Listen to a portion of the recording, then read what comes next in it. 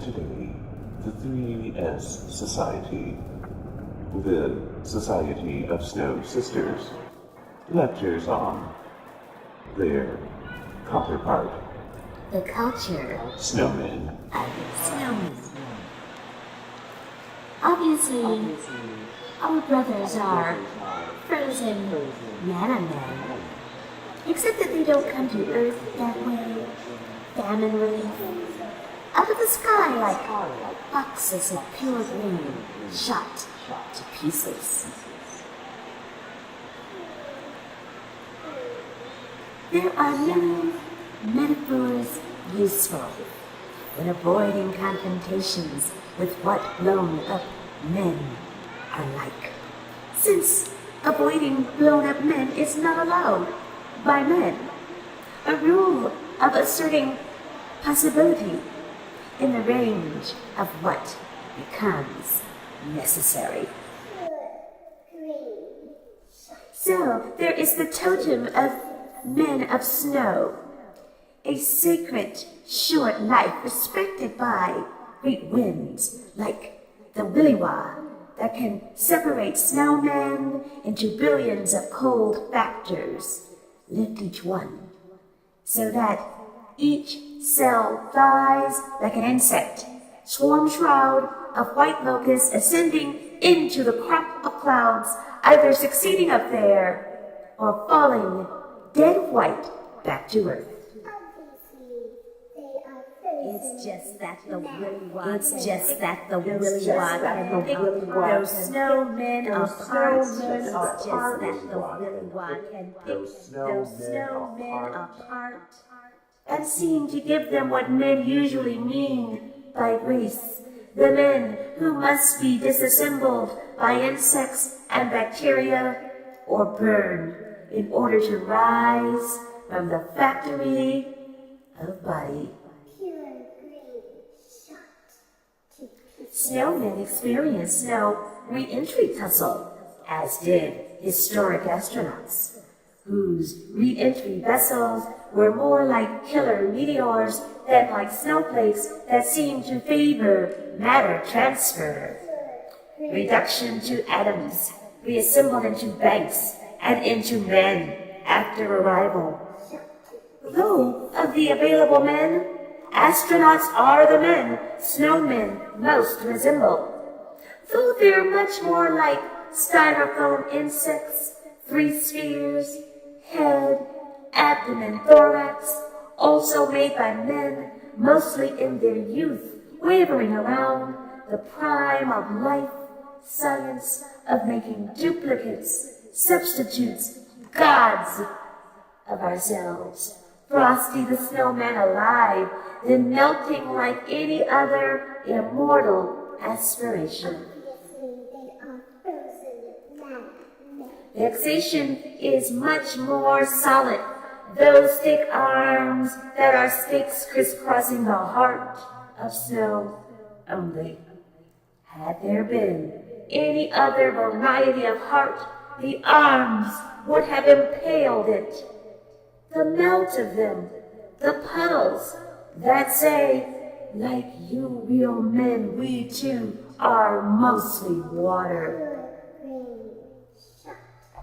Though how little that uplifts and comforts. When men have watched their jealousies come alive, the substance of snowmen, each a particular separate parachute, at first falling, then gathering into a billion-fold collection that has common purpose, function. Scarecrows caught in personal avalanches, enlarging avalanches where the fall of flesh has meant burnings, crimes, and sanctioned punishments. The fall has not improved the men that fell, even though they arose. For it is nothing to get up from these, to conclude contrition, to become human, and enter the caves, start fires, the industry of making men, from animal experiments, the generosity of pigs, even the pancreas, also of Chinese hamsters to which men are indebted, as men evidently are supposed to be, since most are in debt, sinking. Except that, since we sink in space, the hell below is above earthly orientation too. The squall of snow proceeds from that. Snow drifts down a geese, crazed ones, devising ways to pluck with fervor and madness, mulct blizzards and hazards. Yet for all the frenzy, nothing binds the down that warms. Handfuls don't become molten balls and don't melt with the snowmen they may have generated. The down as spill, as patch when winter misbehaves. Run 'em up temperature way up when winter should remain authentic downtime. Temperature, snow, prices of revealing swimsuits falling, light falling back, dark's portion larger, chopped wood going up in flame, distant snowman with marshmallows on his arm sticks, blackening edges like paper early in its burn, and it's all hickory air, the scent thick in everything. Almost a third dimension, new skin, as if to replace what burns away. As if to supply the flavor of being involved. Snow also fills gaps. Ground extends whitely to the windows. Pitched roof covered with uneven blank pages glistens while I wait for snow to fall solid, without space between, interlocked plates, gear flakes, before the landing resolves into mishmash that is shoveled, pushed, plowed, schemed. There are certain bears, certain snow leopards, cranes, certain albinos, and mutant colorless things, clear as bells, that could get lost in the substantial bellies of gluttonous avalanches of snowmen, were it not for the evidence of hooves, eyes, tongues.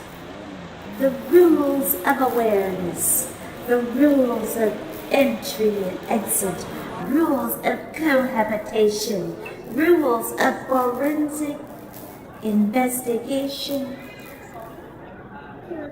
that work because nothing is silent. Everything has markers, tracers, echoes as vestiges of vespers. Existence is territorial by nature. Snowmen tend not to budge once they become men. They remain men until the meltdown, or seemingly more cruel and deliberate demolition.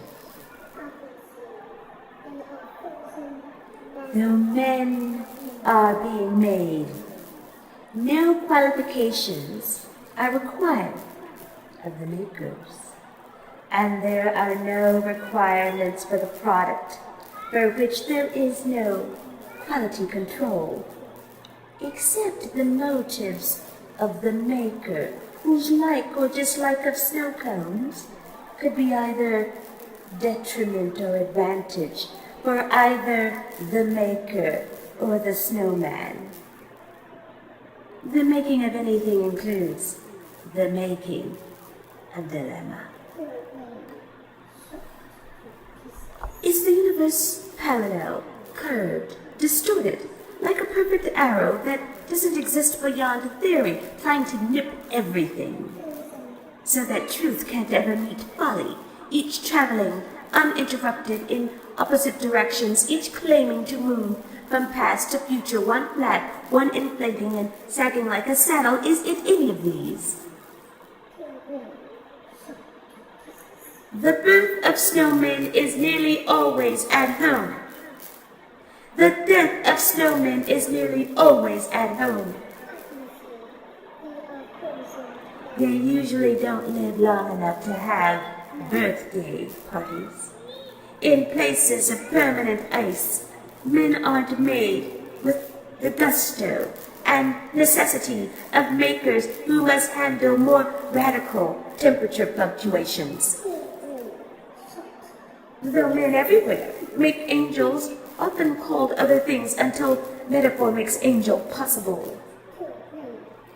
And there is really no other way that anything can be possible, especially astonishing reversals.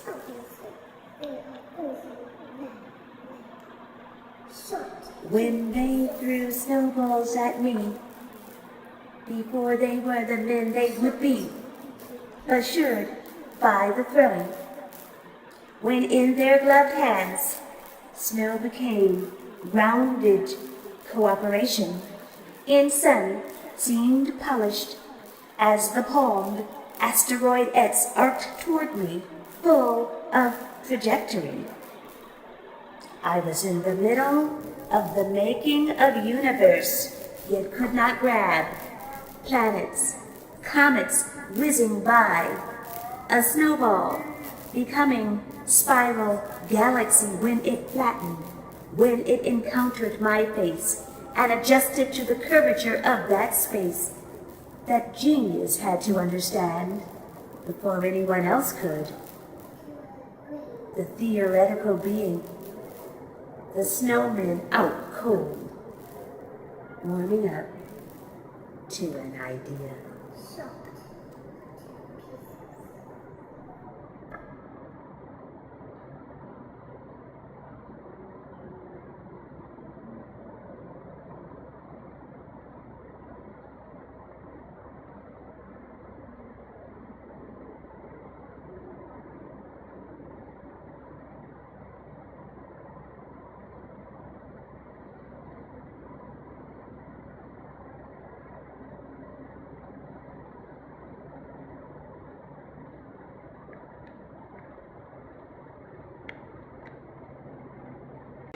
Ooh, goddamn burn.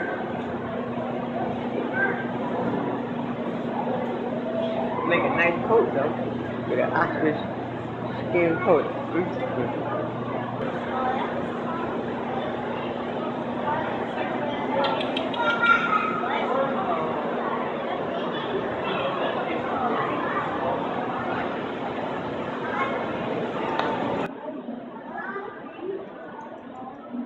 Yeah, I gotta get a picture of this.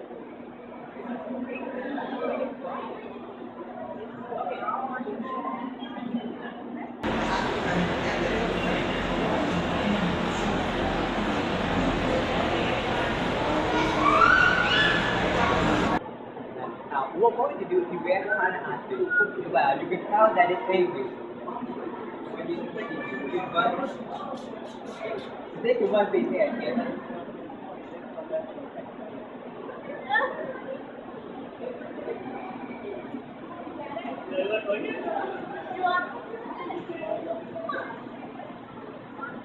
Oh my, it looks funny. Wow. Oh god. And make a hand. Oh, try that out. I'm sorry to talk about that like that. Quite a bit.